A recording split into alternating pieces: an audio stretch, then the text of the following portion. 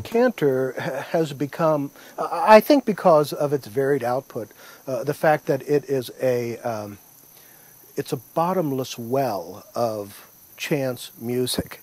When you flip the loop switch, you actually have the opportunity to find a new audio sequence just about every time. Some will be similar, but I'll tell you, I bent the first Speak and Spell that came out in 1978, and I have been bending and playing them ever since. Peter Kember, known as Space Age in the UK, came to me and asked me about incanters and how to build them, and would I sell him some or would I tell him how they're built?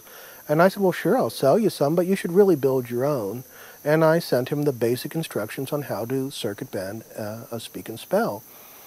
Well, eventually he did take up the art and he did build some, and he produced an album called Data Rape, and that is how a lot of people were introduced to the Speak and Spell. And other than my recording, There Is a Secret Garden, I believe those two releases, Peter's and my own, are the great focal points, I guess, of multi-tracking incanters as a single piece. Mr. Kember used his in tour, where he would simply set up 3 or 4 incanters and blend them into each other live on stage, and produced some very interesting work that way.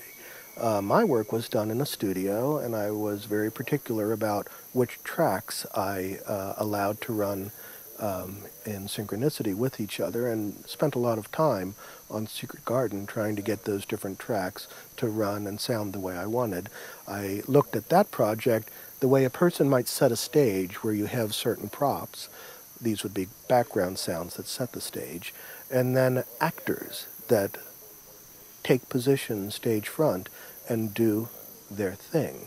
So I had solo voices that would work with the background setting in these different phases of that recording.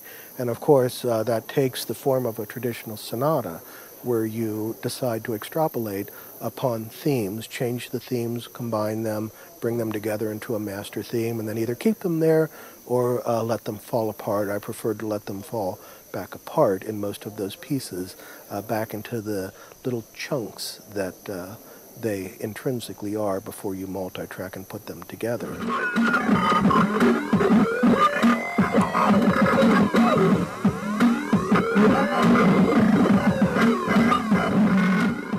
And I don't only look to electronics. I collect many. I have hundreds and hundreds of world instruments, literally probably maybe 300 or 400 now, all over the house.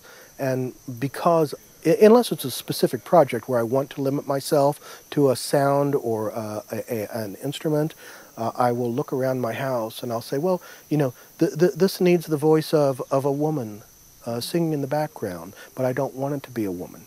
I want it to be something that isn't that identifiable, but I still want that timbre. I still want that range. So what might that be? It might be an Indian Sangari. It might be a Chinese Uru.